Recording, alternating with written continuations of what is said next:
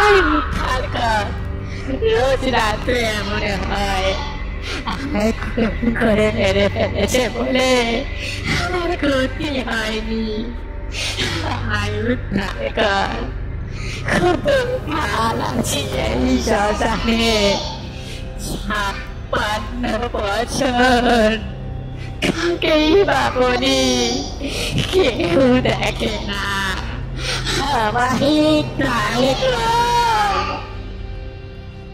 নমস্কার, আমি সুমন। তারানাথ তান্ত্রিকের গল্পের প্রথম দুটি খণ্ডে যে উজাড় করা ভালোবাসা আপনাদের থেকে পেলাম, আমি কৃতজ্ঞ। সত্যি বড় অদ্ভুত একটা অনুভূতি, জানেন তো। যারা যারা এখনো শোনেননি তারা না হয় চট করে গিয়ে প্রথম দুটো খণ্ড শুনে আসুন। আশা করছি নিরাশ হবেন না। গল্পের ধারাবাহিকতাটাও বজায় থাকবে। আর এই খণ্ডটা তো আপনাদের জন্য প্রস্তুত থাকলই। চলুন তাহলে গল্পে যাওয়া যাক। শুরু করছি বিভূতিভূষণ বন্দ্যোপাধ্যায়ের লেখা তারানাথ তান্ত্রিকের গল্প, তৃতীয় এবং অন্তিম খণ্ড। পাগলি বললে, চেঁচিয়ে মরছিস কেন ও আপদ? আমার মাথার মধ্যে কেমন গোলমাল হয়ে গিয়েছে তখন। পাগলিকে দেখে তখন আমার অত্যন্ত ভয় হলো। মনে ভাবলাম, এ অতি ভয়ানক লোক দেখছি। গাঁয়ের লোকে ঠিকই বলে, কিন্তু ফেরবার পথ তখন আমার বন্ধ। পাগলি আমায় যা যা করতে বলল, সন্ধ্যা থেকে আমাকে তাই করতে হলো। সব সাধনের অনুষ্ঠান সম্বন্ধে সব কথা তোমায় বলবারও নয়। সন্ধ্যার পর থেকেই আমি সবের উপরে আসন করে বসলাম। পাগলি একটা অর্থশূন্য মন্ত্র আমাকে বললে, সেটাই জপ করতে হবে অনবরত। আমার বিশ্বাস হয়নি যে এতে কিছু হয়। এমনকি ও যখন বললে, যদি কোনো বিভীষিকা দেখো তবে ভয় পেও না, ভয় পেলেই মরবে, তখনও আমার বিশ্বাস হয়নি। রাত্রি দুপুর হলো ক্রমে। নির্জন শ্মশান, কেউ কোনো দিকে নেই। নিরন্ধ অন্ধকারে দিক বিদিক লুকিয়েছে। পাগলি যে কোথায় গেল তাও আমি আর দেখিনি। হঠাৎ এক পাল শিয়াল ডেকে উঠল। নদীর ধারে একটা কষার ঝোপের আড়ালে। শিয়ালের ডাক তো কতই শুনেছি, কিন্তু সেই ভয়ানক শ্মশানে একটা টাটকা মড়ার উপর বসে সেই শিয়ালের ডাকে আমার সর্বাঙ্গ শিউরে উঠল। ঠিক সঙ্গে সঙ্গে আর একটা ব্যাপার ঘটল। বিশ্বাস করা না করা তোমার ইচ্ছে, কিন্তু তোমার কাছে মিথ্যে বলে আমার কোনো স্বার্থ নেই। আমি তারানাথ জ্যোতিষী, বুঝি কেবল পয়সা। তুমি আমাকে 1 পয়সাও দেবে না, সুতরাং তোমার কাছে মিথ্যে বলতে যাব কেন? শেয়ালের ডাকের সঙ্গে সঙ্গে আমার মনে হলো শ্মশানের নিচে নদীর জল থেকে দলে দলে সব বউ মানুষেরা উঠে আসছে। অল্প বয়সী বউ, মুখে ঘোমটা টানা, জল থেকে উঠে এলো, অথচ কাপড় ভিজে নয় কারো। দলে দলে 1টা 2টো 5টা 10টা 20টা তারা সকলে এসে আমাকে ঘিরে দাঁড়ালে। আমি এক মনে মন্ত্র জপ করছি আর ভাবছি যা হয় হবে। একটু পরে ভালো করে চাইতে গিয়ে দেখি আমার চারপাশে একটাও বউ নয়, সব কর্রা পাখি। বীরভূমের নদীর চরে যথেষ্ট হয়, 2 পায়ে গম্ভীরভাবে হেঁটে বেড়ায়, ঠিক যেন মানুষের মতো। এক মুহূর্তে মনটা হালকা হয়ে গেল। তাই বলো হরি হরি পাখি। কিন্তু চিন্তাটা আমার সম্পূর্ণ শেষ হয়নি। পরক্ষণে আমার চারপাশে মেয়ে গলায় কারা খিলখিল করে হেসে উঠল।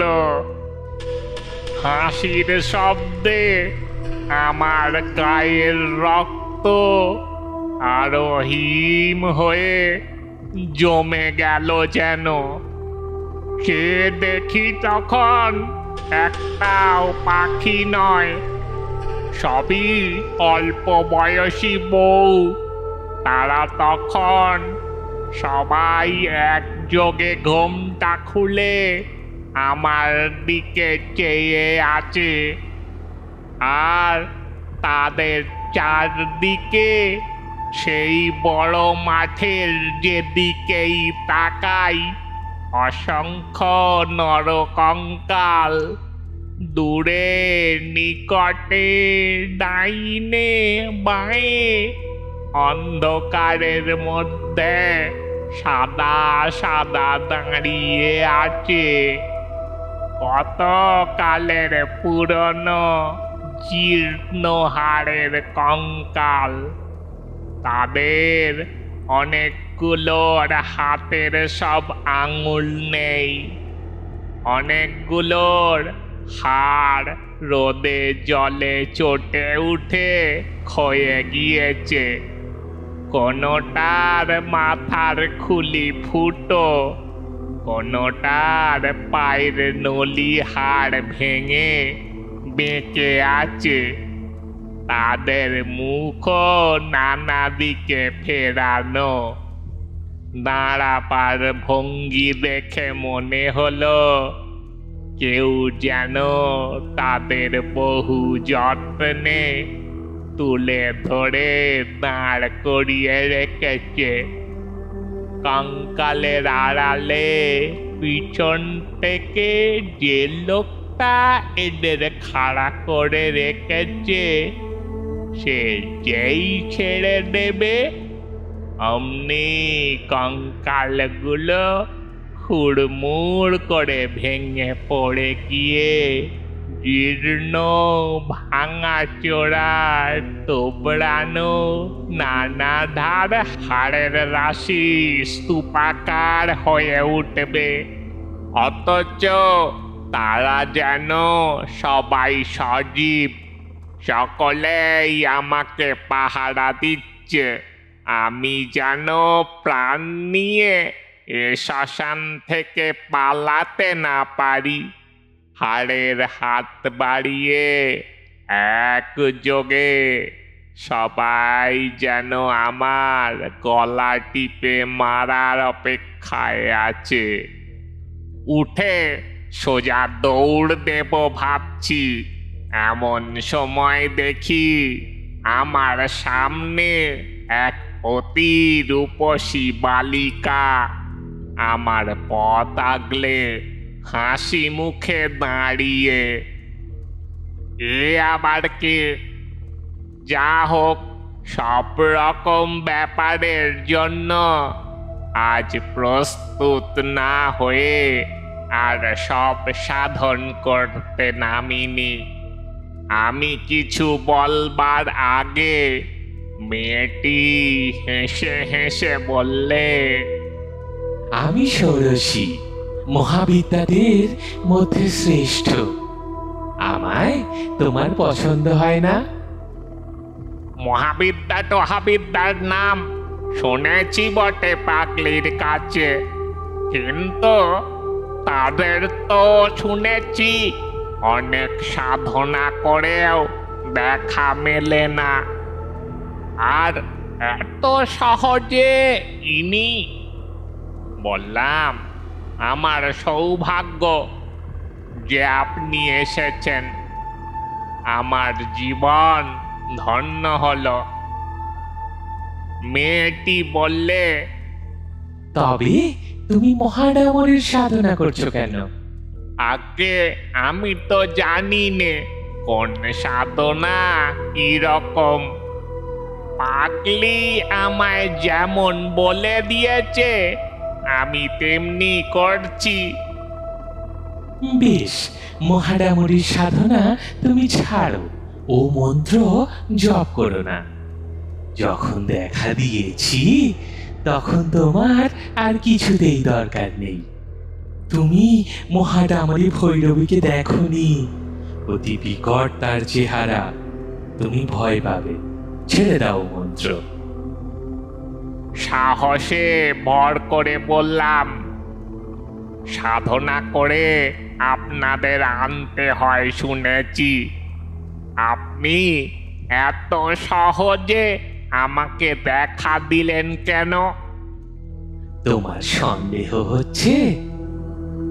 আমার মনে হলো এই মুখ আমি আগে কোথাও দেখেছি, কিন্তু তখন আমার মাথায় গোলমাল হয়ে গিয়েছে, কিছুই ঠিক করতে পারলাম না।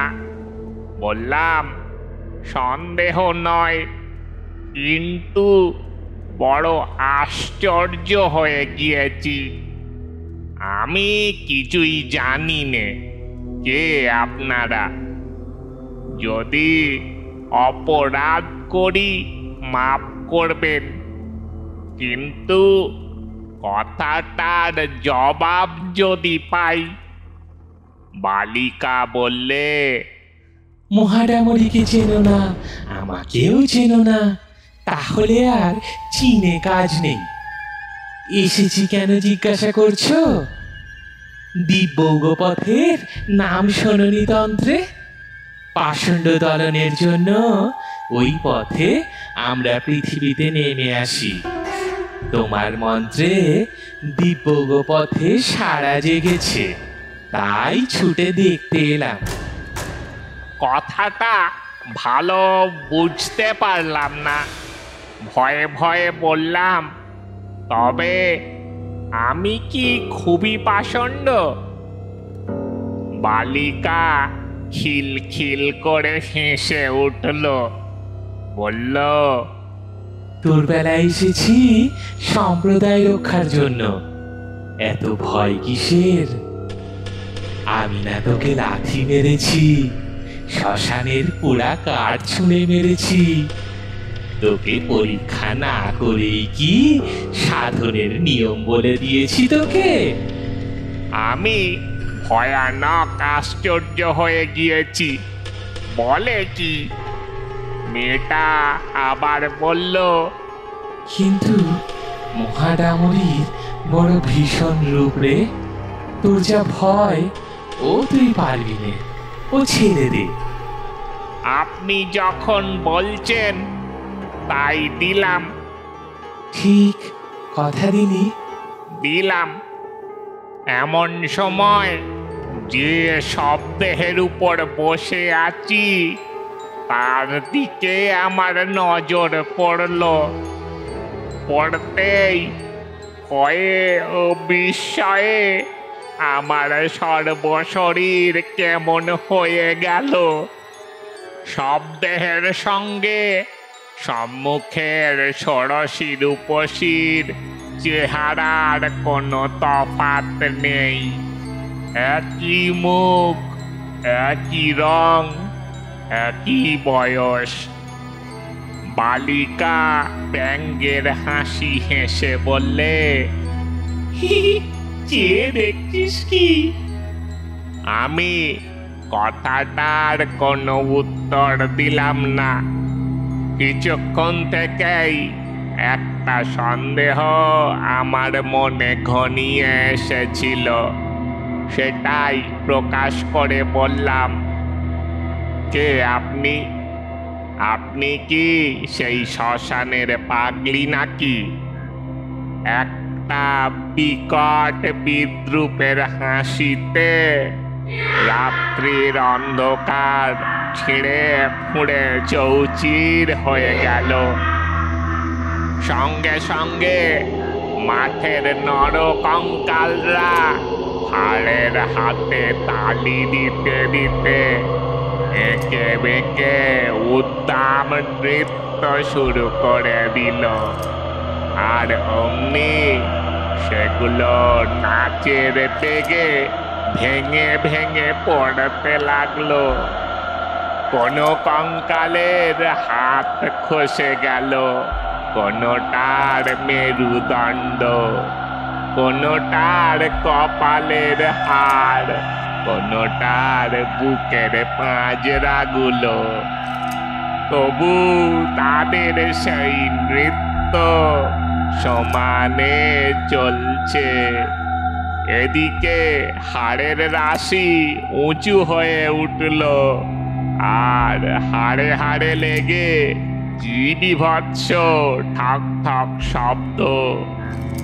হঠাৎ আকাশের এক প্রান্ত যেন জড়িয়ে গুটিয়ে গেল কাগজের মতো, আর সেই ছিদ্র পথে যেন এক বিকট মূর্তি নারী উত্তামিনীর মতো আলু থালু বেশে নেমে আসছে দেখলাম।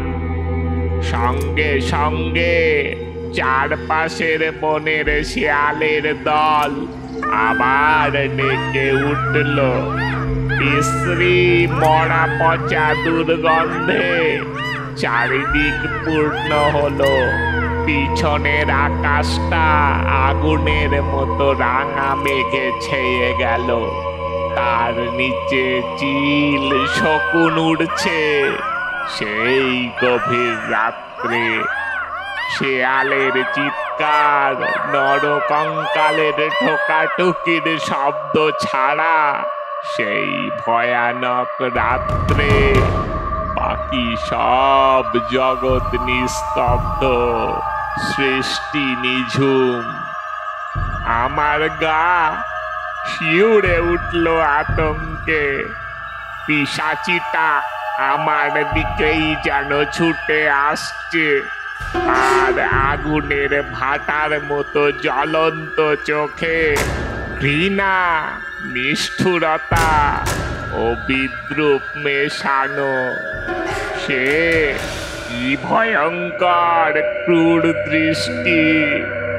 সেই পুতিগন্ধ, সেই শিয়ালের ডাক, সেই আগুনে রাঙা মেঘের সঙ্গে পিশাচির সেই দৃষ্টিটা যেন মিশে গিয়েছে একই উদ্দেশ্যে। সকলেই তারা আমায় নিষ্ঠুর ভাবে হত্যা করতে চায়।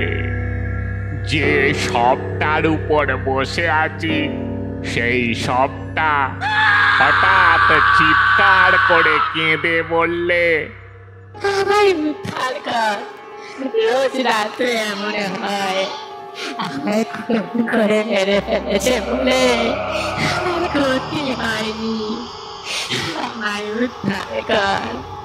কত কাল আছি এই শ্মশানে, 56 বছর। কাকেই বা বলি, কেউ দেখে না। আমায় উদ্ধার কর। ভয়ে দিশেহারা হয়ে আমি আসন ছেড়ে উঠে দৌড় দিলাম। তখন পুরো ফর্সা হয়ে এসেছে। বোধহয় অজ্ঞান হয়ে পড়েছিলাম।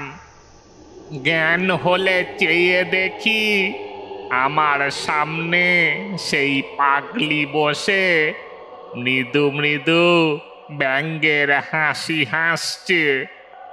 সেই বটতলায় আমি আর পাগলি দুজনে।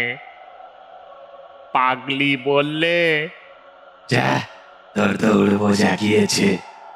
আসন ছেড়ে পালিয়েছিলি না? আমার শরীর তখনও ঝিমঝিম করছে। বললাম, কিন্তু আমি ওদের দেখেছি। তুমি যে ষোড়শী মহাবিদ্যার কথা বলতে, তিনি এসেছিলেন। পাগলি মুখ টিপে হেসে বললে, ভাই, তুই ষোড়শীর রূপ দেখে মন্ত্রমালা ছেড়ে দিলি। দের ওসব হাকিরি মায়া, ওরা সাধনার বাধা। তুই ষোড়শীকে চিনিস না। শ্রী ষোড়শী সাক্ষাৎ ব্রহ্মশক্তি এবং দেবী ত্রক্ষরিতু মহাষোড়শী সুন্দরী। কহাদি সাধনা ভিন্ন, তিনি প্রকট হন না। কহাদি উচ্চতন্ত্রের সাধনা। তুই তার জানিস কি? ওসব মায়া। আমি সন্দিগ্ধ সুরে বললাম, কিন্তু তিনি অনেক কথা বলেছিলেন যে। আরো এক বিকট মূর্তি, পিশাচীর মতো চেহারার নারী দেখেছি। আমার মাথার ঠিক ছিল না। তারপরই মনে পড়ল পাগলির কথাও। কি একটা তার সঙ্গে যেন হয়েছিল, সেটা ঠিক যে কি। পাগলি বললে, তোর ভাগ্য ভালো, শেষকালে যে বিকট মূর্তির মেয়ে দেখেছিস, তিনি মহাডামরী মহাভৈরবী। তুই তার তেজ সহ্য করতে পারলি নে। আসন ছেড়ে ভাগলি কেন? তারপর সে হঠাৎ হি হি করে হেসে উঠে বললে, মুখ পড়া মাদর কথাকার। উনি দেখা পাবেন ভৈরবীদের। আমি যাদের নাম মুখে আনতে সাহস করিনি, হাকিনীদের নিয়ে কারবার করি। ওরে অল্প পেয়ে তোকে ভেলকি দেখিয়েছি। তুই তো সব সময় আমার সামনে বসে আছিস বটতলায়। কোথায় গিয়েছিলি তুই? সকাল কোথায়? এখন যে সারা রাত সাধনা করে আসন ছেড়ে এলি, এই তো সবে সন্ধে। আমার চমক ভাঙল। পাগলি কি ভয়ানক লোক!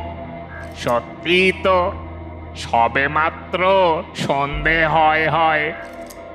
আমার সব কথা মনে পড়ল। এসেছি ঠিক বিকেল 6টায়। আষাঢ় মাসের দীর্ঘ বেলা। মরা ডাঙায় তোলা সব সাধন, নরকঙ্কাল, ষোড়শী, উড়ন্ত চিল শকুনের ঝাঁক, সব আমার ভ্রম। হতবম্বের মতো বললাম, কেন এমন ভোলালে আর মিথ্যা এত ভয় দেখালে?